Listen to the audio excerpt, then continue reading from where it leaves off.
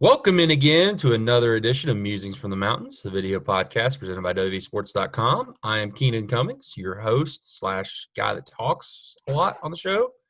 And here's my sidekick, Patrick Kotnik. He's a staff writer for the site. What's up?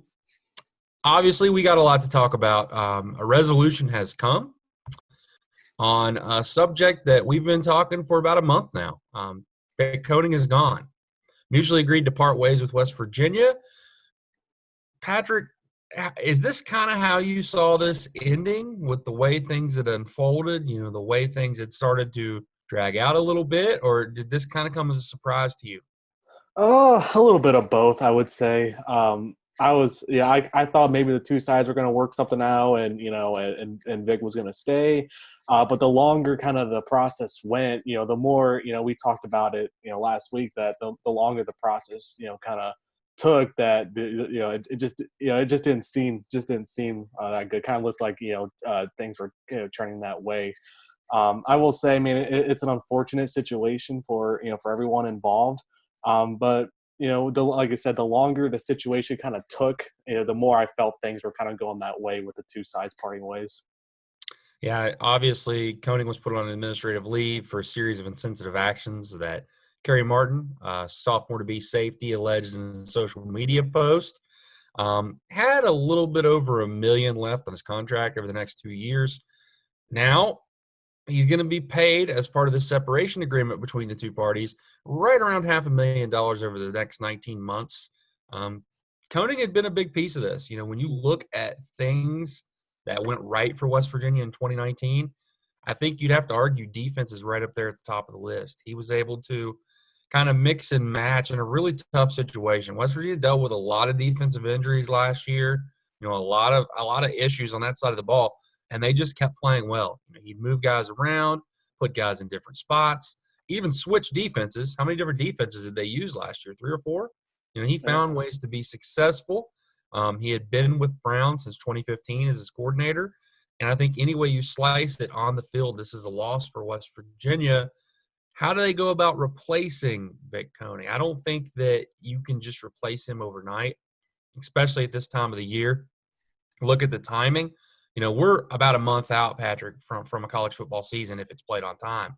A little bit over a month. Financially, with everything that's going on, timing-wise, I don't think it's realistic to bring in somebody new unless they truly have an understanding of the system. That puts the focus back on what's already on West Virginia's coaching roster. Jordan Leslie is a guy that has really gotten a lot of buzz since this whole thing started. Makes sense. He's been with Brown a lot. Brown trusts him. He knows the scheme. He could be an option. He has some coordinator experience. Jamil Adai, as an up-and-comer in the coaching ranks, has been in the scheme for a year.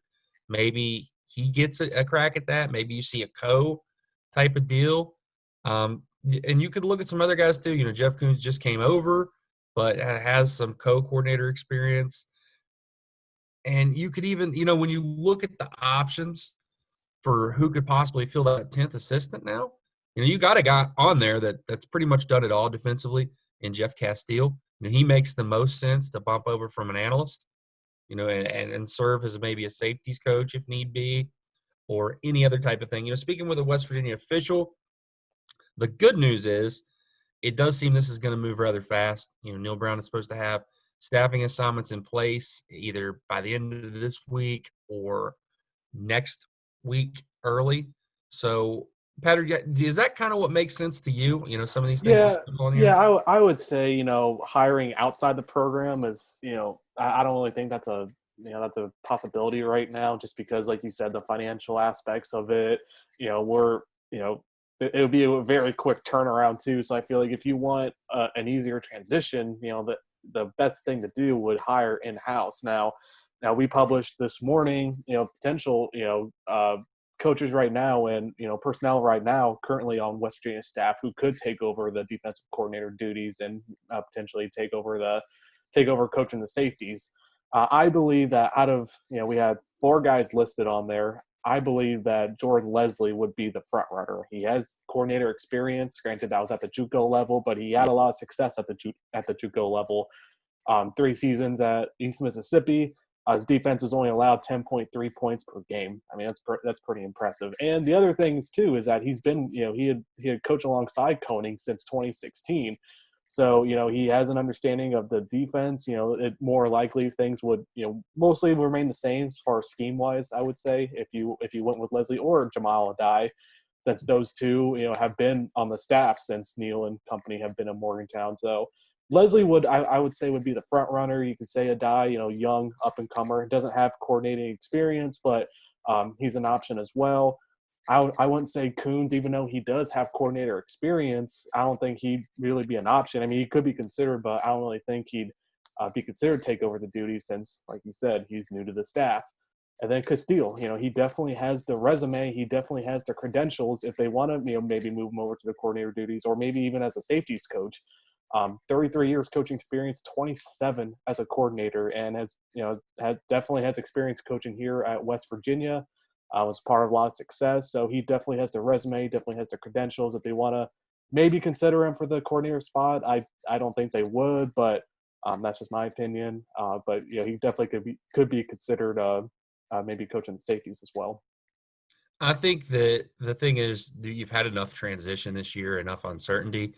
You got to try to find a way to make things as normal as possible. I mean, workouts. We're moving into the 20-hour work week starting tomorrow. For college football, it's full speed ahead. I know West Virginia obviously had more corona positive cases, but it's full speed ahead. You're moving towards a fall camp that's going to start August 7th. If things fall the way they could, you could be playing a college football game September 5th.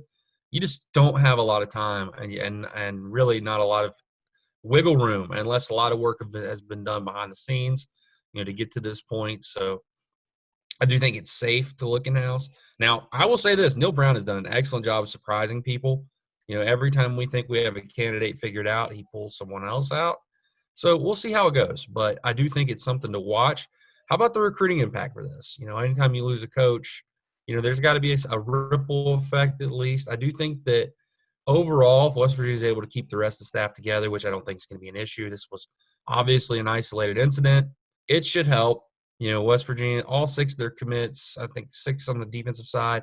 West Virginia does an excellent job building multiple relationships with kids, and I think that carries over. That's going to help. Let's just say, Adai and Leslie are co-defensive coordinators, and we might not even have a title with this, because the title usually means more money. It might just be defensive coordinator responsibilities, spread out to 1 or possibly 2 people. So we'll see how that goes. Kind of like a tryout for a year in a sense. Can one of these guys handle the role? Can 2 of those guys handle the role? If they can, you don't have to look outside, when the hiring window opens. If they can't, we'll see how it goes. But I do think that, as I mentioned, it's a ding for West Virginia. The immediate impact with recruiting,